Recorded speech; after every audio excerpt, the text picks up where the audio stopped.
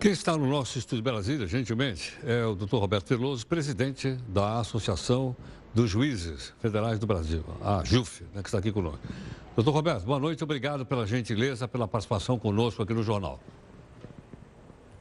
Boa noite, é um prazer estar aqui mais uma vez, Heródoto, para esclarecer o que for possível. Dr. Roberto, nós queríamos que o senhor comentasse conosco o que foi aprovado na Câmara de madrugada, mas nós fomos atropelados pelo que eles tentaram aprovar no Senado agora à noite.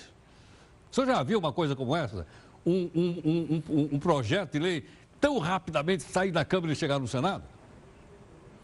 Olha, primeiramente é preciso referir que ontem foi um dia de consternação do povo brasileiro com um acidente aéreo envolvendo a equipe de futebol do Chapecoense.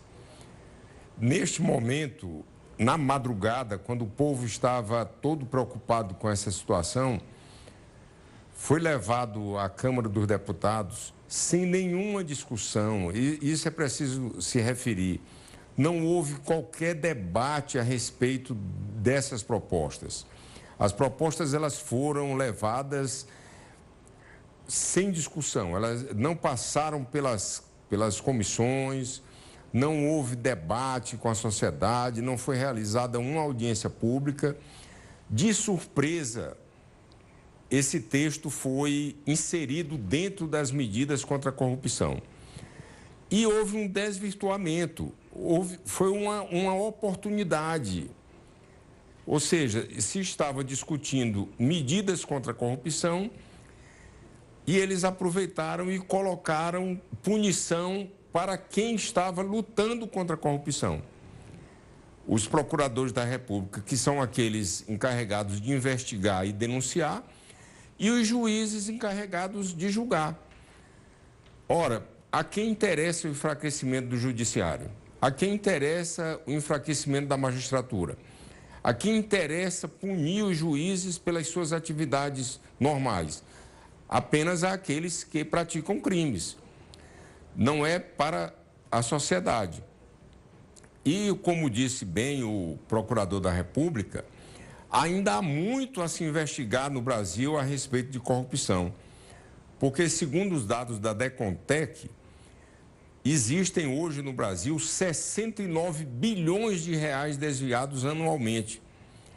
E as pessoas que estão denunciadas na Lava Jato são acusadas de terem recebido propina no valor de 6 bilhões e 400 milhões, ou seja, apenas 10% do valor anual desviado. Se nós considerarmos 3 anos de investigação da Lava Jato, nós já temos 209 bilhões de reais desviados.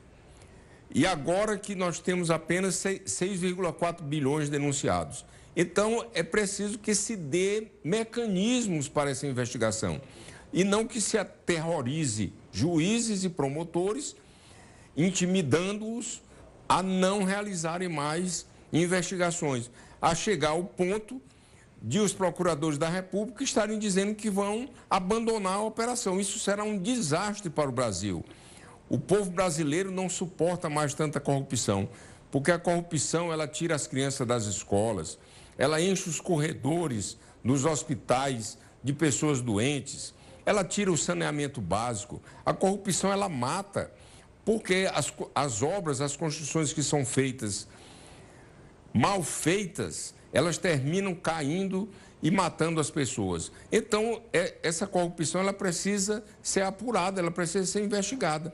E não se punir quem investiga e punir quem julga os casos de corrupção. Agora, doutor Roberto, quem está olhando de fora, né, como nós aqui, os jornalistas todos, está havendo um braço de ferro entre os políticos, alguns políticos de um lado, e do outro lado, a magistratura e o Ministério Público? Não, de maneira nenhuma. Não há braço de ferro nenhum. A magistratura e o Ministério Público estão apenas querendo cumprir a lei. Se a pessoa for denunciada e nada for provado em relação às suas atitudes, às suas condutas, essa pessoa é absolvida. Se for provado que ela cometeu crimes, será condenada. Isso é o que a sociedade espera de um judiciário imparcial. Condenar os culpados e absolver os inocentes. Agora, o parlamento, que é a voz do povo, está escrito na Constituição que eles são representantes do povo, precisam agir de acordo com aquilo que o povo está ansiando, que é o combate, o enfrentamento à corrupção. Se nós conseguirmos reduzir a corrupção no Brasil, isso representa 2% do PIB. O Brasil passará a crescer anualmente, que hoje nós estamos tendo um crescimento negativo. Mas se a corrupção for combatida, o Brasil voltará a crescer, porque a causa da crise brasileira não é a ação dos magistrados, nem a ação do Ministério Público.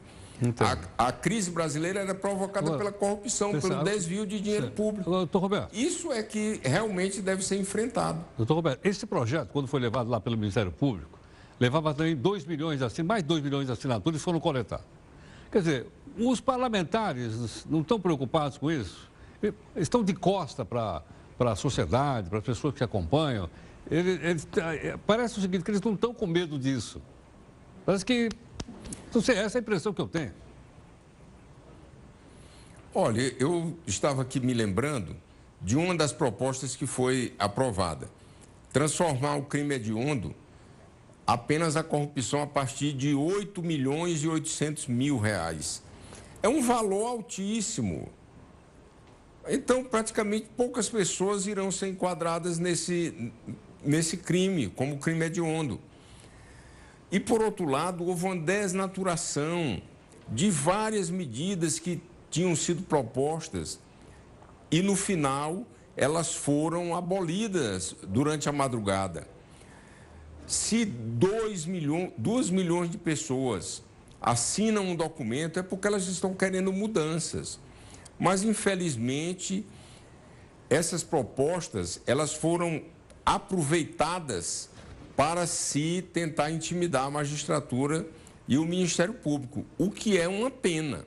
Nós consideramos uma pena. Sem dúvida. Hoje, o Senado Federal, ao rejeitar o pedido de urgência, agiu corretamente, porque é preciso que se convoquem audiências públicas, ouvir os magistrados, ouvir as associações dos magistrados, ouvir as associações dos procuradores da República, ouvir a sociedade, saber o que a sociedade pensa a respeito disso. E nós temos condições de explicar. Agora, existem medidas que são flagrantemente inconstitucionais. Atribuir ao Conselho Seccional da OAB e ao Conselho Federal da OAB poder para denunciar os juízes criminalmente, quando a Constituição diz que isso cabe ao Ministério Público, isso sim é uma maneira de intimidar. Veja que uma das prerrogativas do advogado é sentar do lado direito do juiz. Isso é verdade. Então, se o juiz não colocar o advogado do seu lado direito, ele já está cometendo um crime, podendo ser preso até 2 anos de reclusão. E as pessoas que praticam crime, que são corruptos, que desviam o dinheiro público, vão ficar soltas. E o juiz preso. Ora, isso é um absurdo, não tem razão de ser de maneira nenhuma. Doutor Roberto, queria pedir sua gentileza, ficasse um instante mais conosco no nosso estúdio aqui, para a gente conversar um pouquinho aqui mais no portal aqui do Grupo Record. Só um instantinho, por favor. No nosso estúdio de Brasília, doutor Roberto Veloso, presidente da Associação dos Juízes Federais do Brasil, a JUF. Doutor Roberto, é possível fazer alguma comparação entre o que está acontecendo no Brasil e o que aconteceu na Itália, que ficou conhecido com o nome de Operação Mãos Limpas, onde também lá se aprovou uma série de leis, né, que acabou então praticamente desmontando o esquema que estava investigando as corrupções e acabou inclusive colocando um cidadão estranho lá no poder na Itália, o Berlusconi? Claro, é possível que isso venha a ocorrer no Brasil.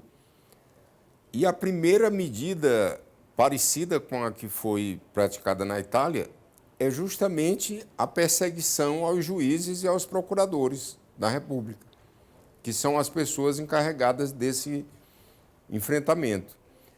Só para citar aqui algumas operações que estão sob a coordenação da Justiça Federal, nós podemos dizer a Lava Jato, a Metis, a Zelotes, a Calicut, essa última que gerou a prisão do ex-governador Sérgio Cabral. Então, todas essas operações, elas correm na mais absoluta legalidade. O que é que fez, então, o Parlamento ontem?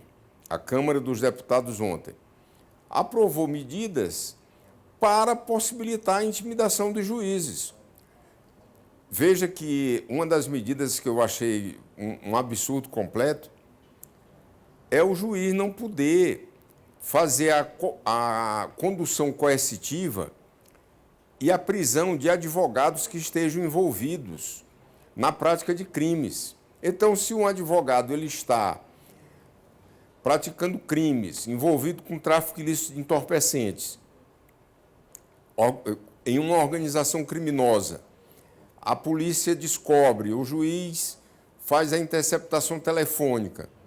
Depois ele não pode fazer a condução coercitiva, porque se ele fizer a condução coercitiva, ele está indo de encontro às prerrogativas do advogado. E assim, o Conselho Seccional da OAB, que tem a legitimidade para propor, de acordo com essa emenda, a ação penal contra o juiz, vai acionar o juiz. E aquele que está envolvido na prática de crimes vai ficar solto, vai ficar livre.